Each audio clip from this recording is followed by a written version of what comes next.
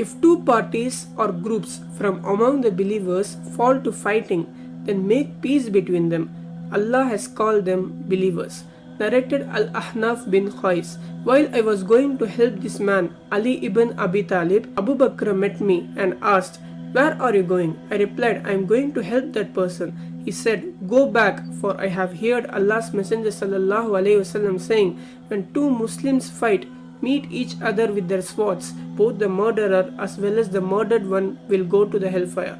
I asked, "O Allah's Messenger sallallahu alaihi wasallam, it is all right for the murderer, but what about the murdered one?"